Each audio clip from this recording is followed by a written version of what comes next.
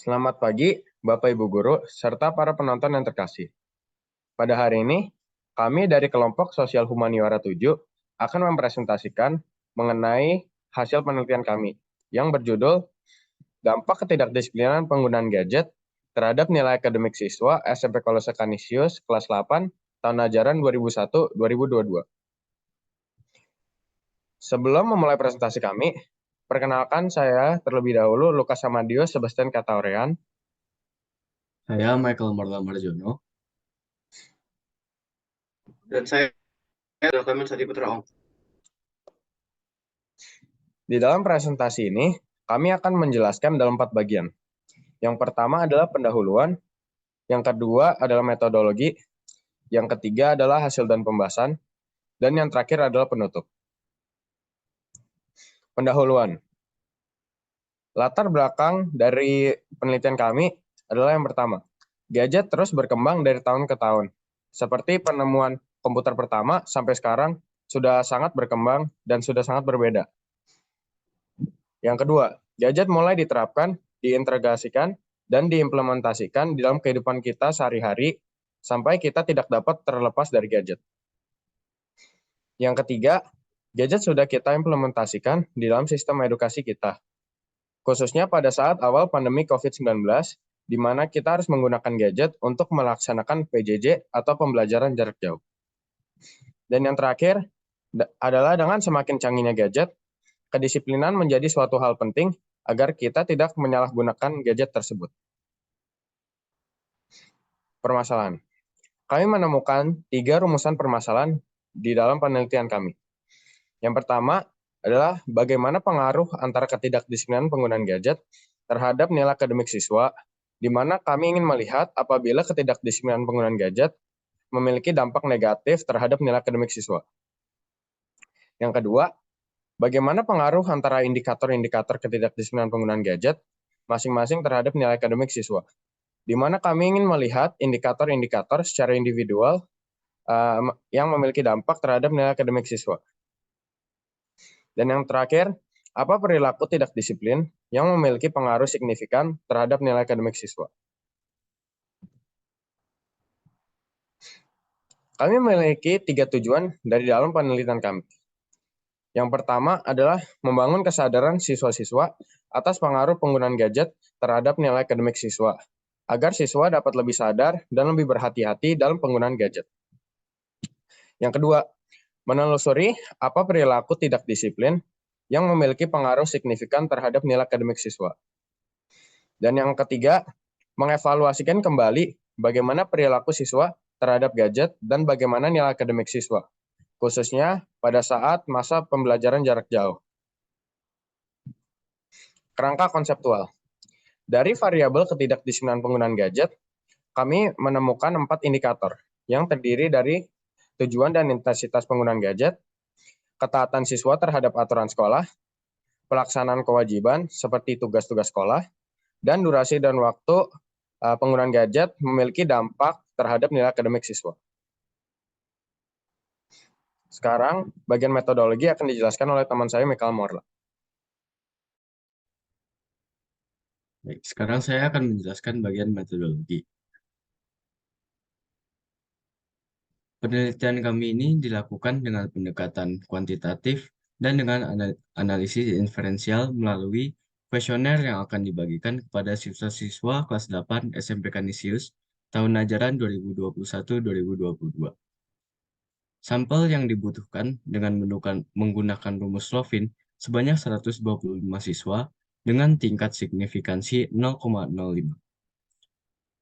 Hipotesis dari peneliti adalah ketidakdisiplinan penggunaan gadget memberikan dampak negatif terhadap nilai akademik siswa sehingga akan ada penurunan nilai.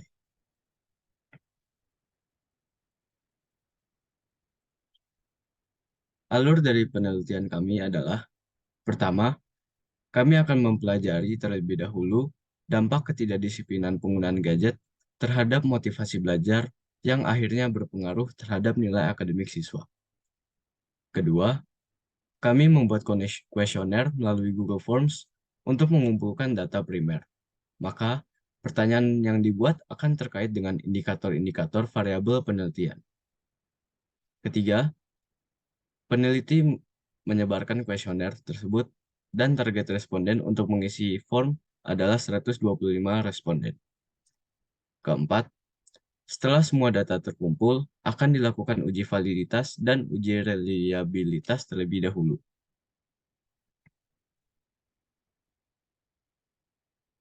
Kelima, data kuesioner akan diolah untuk melihat korelasi antara kedua variabel penelitian.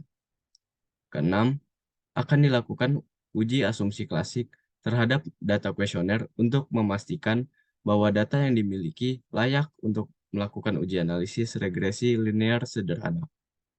Terakhir, akan dilakukan uji analisis regresi linear sederhana terhadap data untuk menentukan dampak yang terjadi. Selanjutnya, bagian hasil dan pembahasan akan dijelaskan oleh Lionel. Baik, hasil dan pembahasan. Jadi pertama-tama, ini adalah hasil dari uji validitas dan uji reliabilitas yang dilakukan. Di sini terlihat ada variabel X1.1 dan seterusnya, dengan R hitung, R tabel, alpha Cronbach, dan kesimpulan. Jadi untuk setiap indikator, kita membuat beberapa pertanyaan. Semisal indikator pertama, kita membuat 8 pertanyaan yang akan dimasukkan dalam kuesioner. Ini terlihat dari X1.1 sampai X1.8. Lalu untuk hasil dari uji validitas dan uji reliabilitas dapat terlihat dari R hitung dan R tabel serta alpha Cronbach. Jika nilai R hitung lebih besar dari R tabel, maka data dinyatakan valid. Dan jika nilai alpha Cronbach lebih dari 0,6, maka data dinyatakan reliable. Ini setiap indikator memiliki satu uji reliabilitas yang sama, dan untuk uji validitas dilakukan per indikator. Selanjutnya.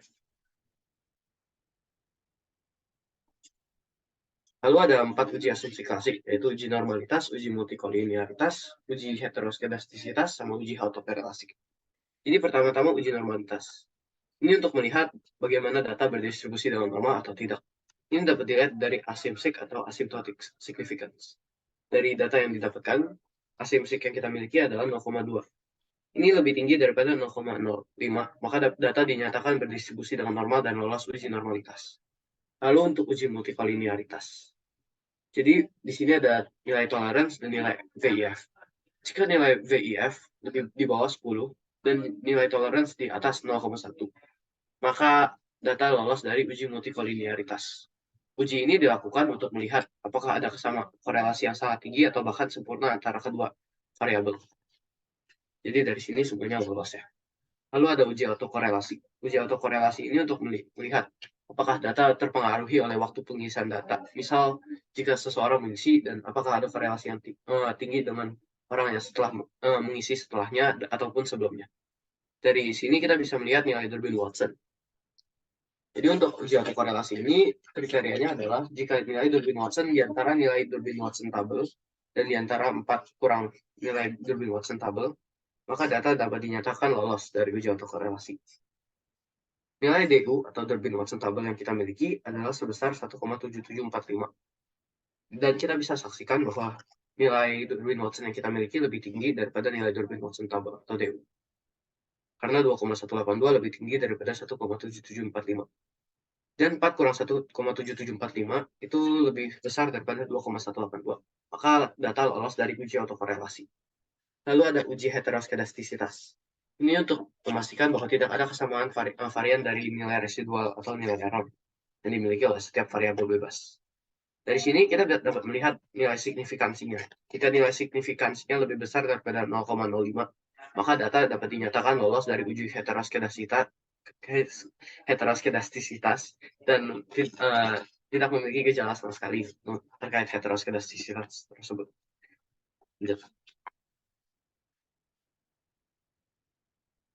Lalu ini adalah uji F dan uji T. Uji F dilakukan untuk melihat pengaruh setiap variabel bebas secara simultan atau bersama-sama terhadap nilai akademik siswa. Sedangkan uji T dilakukan untuk melihat pengaruh masing-masing variabel bebas terhadap nilai akademik. Dari uji F kita dapat melihat nilai F 14,041 dan dengan nilai signifikansi 0,00. Di sini terlihat bahwa nilai signifikansi lebih rendah dari 0,05. Maka terlihat adanya pengaruh ketidakdisiplinan penggunaan gadget terhadap nilai akademik. Sepertinya di PPT ini salah, bukan lebih tinggi tetapi lebih rendah. Lalu ada uji T. Uji T ini dilakukan untuk, seperti yang saya bilang, untuk melihat masing-masing variabel. Untuk variabel X1, X3, dan X4 memiliki nilai signifikansi lebih besar daripada 0,05. Maka tidak lolos dari uji T dan tidak memiliki pengaruh secara parsial terhadap nilai akademik siswa. Berbeda dengan itu, variabel bebas X2 memiliki signifikansi lebih rendah dengan signifikansi 0. Ini menyatakan bahwa variabel bebas X2 itu memiliki pengaruh parsial terhadap nilai akademik siswa. Lanjut. Lalu ini adalah untuk hasil dari uji analisis regresi linear sederhana. Di sini kita bisa melihat adanya nilai koefisien determinasi melalui adjusted R-square. Kita menggunakan adjusted R-square dan tidak R-square. Karena R-square itu hanya digunakan jika data tidak melebihi 2 variabel bebas. Sedangkan karena kita menggunakan 4 variabel bebas, maka tentunya akan lebih akurat menggunakan adjusted R-square. Untuk melihat besarnya pengaruh yang terjadi, kita akan mengkalikan 100% dengan adjusted R-square. Dari sini, maka terlihat adanya pengaruh sebesar 29,6% antara ketidakdisiplinan penggunaan gadget terhadap nilai akademik siswa.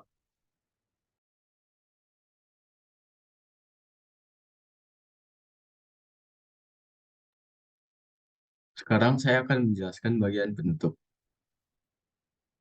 Untuk kesimpulan yang dapat ditarik dari penelitian ini adalah pengaruh ketidakdisiplinan penggunaan gadget terhadap nilai akademik siswa adalah 29,6%. Namun, di antara beberapa indikator untuk variabel ketidakdisiplinan penggunaan gadget, hanya indikator ketaatan siswa yang memiliki pengaruh terhadap nilai akademik siswa. Jadi, semakin taat siswa terhadap aturan sekolah, terutama dalam penggunaan gadget, akan semakin memberikan dampak positif terhadap nilai akademik siswa. Dan sebaliknya, jika siswa tidak taat terhadap aturan sekolah, maka akan memberikan dampak negatif terhadap nilai akademik siswa. Di sisi lain, indikator-indikator lain berupa intensitas dan tujuan penggunaan gadget, pelaksanaan kewajiban, dan durasi penggunaan gadget tidak memiliki pengaruh secara signifikan terhadap nilai akademik siswa.